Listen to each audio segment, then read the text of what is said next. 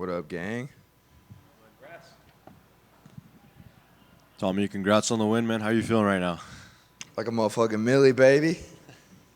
Did this debut and everything, that went into this, go exactly as you envisioned? Yeah, I said in all my interviews I was going to go out there and dominate this kid in a violent fashion, and that's exactly what I did tonight. Yeah. And we didn't get to speak to you after your contender for obviously an absolute war. You guys had to both get transported to the hospital. Was there anything on your mind that day that you wanted to say, but obviously now you're here? I just want to talk to Dana White. I was excited that night. I knew I earned a UFC contract. I tried to get him to not take me to the hospital.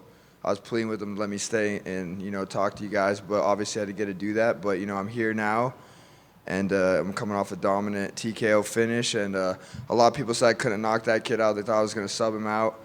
And, I know that kid's got like 10 or 11 knockout finishes, and I went in there, stood toe-to-toe, and I broke him in the first round. So I was here to prove a point tonight, and, every time I fight, I'm chasing bonus money, so you guys can expect that in all my fights. When there's hype around people like yourself, with the people you're associated with and everything, there's always people that are going to talk, going into this fight. I'm sure you saw all of that. So how do you deal with that? And obviously you go out there and do what you just did.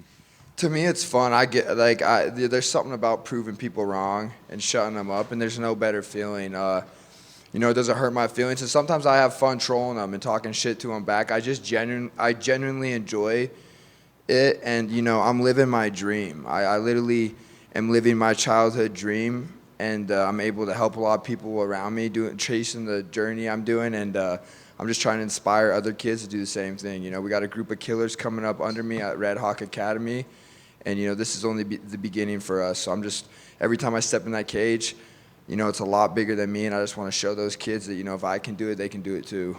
Yeah, and a lot has always talked about, the dog you bring to the cage every time you set foot. So did that, for example, that contender fight you were part of, did that change you in any way as a person or a fighter? Because it always seems like wars like those really, are life-changing, or just fights that in general you remember for the rest of your life. I wouldn't say it really changed me. That's something that's always been in me. But, I definitely feel like I became a new warrior for sure after that fight. That's something you can't really gain without going through it. I got as close as you could to getting finished in a fight, head on backwards, dropped by a spinning and a back elbow that I didn't see coming. And never once did I think about quitting. Like I said before, they're going to have to kill me if they want to get me out of there. It's never going to be an easy fight with me. And that's just how it is. You're never gonna have an easy fight with me, no matter how good you are. I'm literally willing to die about it, and I'll continue to show that in all my fights. Yeah. And for today, walk me through that final sequence. Right, your opponent threw some good shots of his own, but just walk me through that sequence where you got the job done. I wanted to come out, be lengthy, not get into a firefight too quick with him, but I felt a couple shots hurt him, a couple big right hands. And I saw him starting to fade, and so I kind of saw there was like 4 minutes, that we were like 3.5, 4 minutes into the first round, and I just really saw him fading, so I kind of just went in kill mode because I wanted that first round TKO finish. That's why I said I was going to do tonight. A lot of people were messaging me, asking me how I'm going to finish this kid. I was saying first round knockout, and I just want to go out there and do my job, and that's what I did.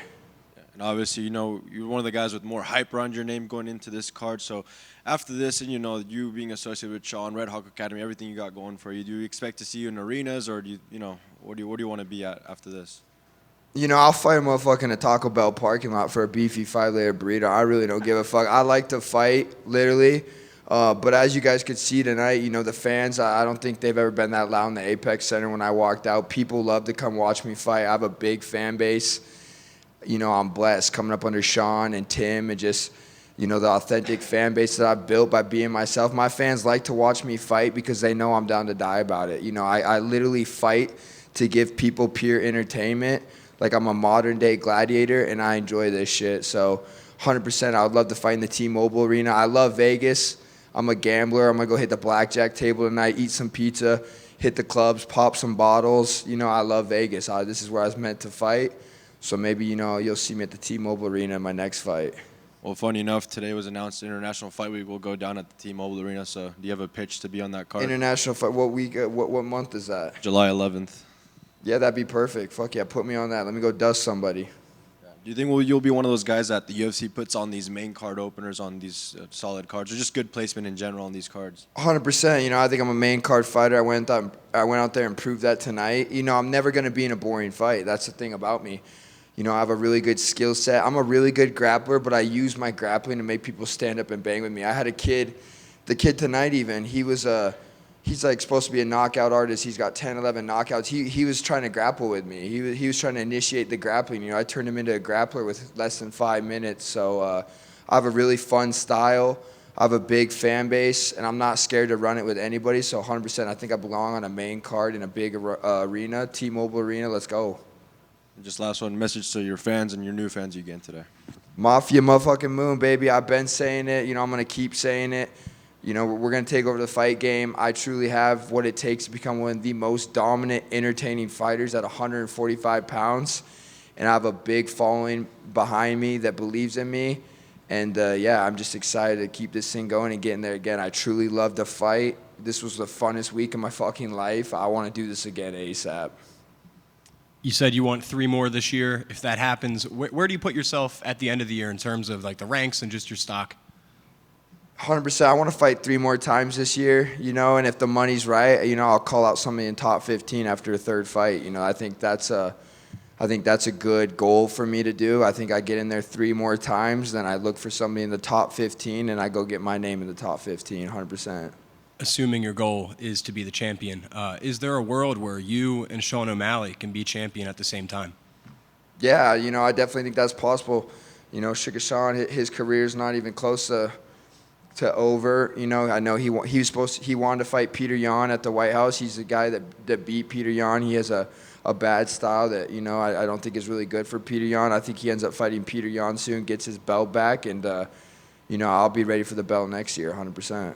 And with Sean's fight coming up, do you at all, like during training, like are you going to be mimicking like Ayman Zahabi at all, or like, I know you'll be a part of the camp? I've done some camps with Suge in the past. When he fought Cheeto Vera, I was one of his main sparring partners for that. Cheeto's a little bit lengthier. Even when he was fighting Aljo, I was grappling him up a little bit because I'm a big grappler. I don't really know much about that. I know he's fighting like a Canadian kid. I don't know much about him. I think he's a little like shorter though, a little springier kickboxer. So we have some other guys at the gym that will probably kind of imitate that style, but, I'll be in the gym every day with him, trying to, push him and whatnot. But Suge's so good at, staying dialed and doing his thing. But, I'll be in the gym every day. Already making noise in the division. What are your overall thoughts on 145 and the fighters you're going to be going up against? I don't really think too much about, any other fighters, but I know I have a lot more to offer than a lot of these dudes. I see guys in the top 15 that don't have as big as followings as me, that don't know how to engage with the fans. It's like they don't even know what to do and they don't know how to do their job properly. And, I think this is what I was born to do. This is genuinely fun for me. I love everything about it. I'm here to go straight to the top. I will become the 145-pound champion of the world. And I know people are going to, say stuff about that. But, people have been saying stuff about me my whole life. I don't care. I'm going to keep winning, keep cashing my checks, and keep living the dream, baby. So let's go. Last one from me. You made your plea for the 100K bonus. If you get that bonus, is that life-changing money for you, or is that actually just going right to the blackjack tables? Oh, we're going to the blackjack table for sure, 100%. Thanks, man. I know it's one more. I know it's one fight at a time. You want to continue to build yourself, but do you have a dream fight now that you're inside the UFC? I've been asked that question a lot. Do I have a dream fight? But I just don't really look at other fighters that much. I think there's anything special about them. I'm just so consumed with my, doing my own thing. I'm living player one mode in my life, and my dream fight is whoever has the fucking belt when I'm there and ready to get it. And I think that's going to be a lot quicker than most people realize. So we'll be there soon.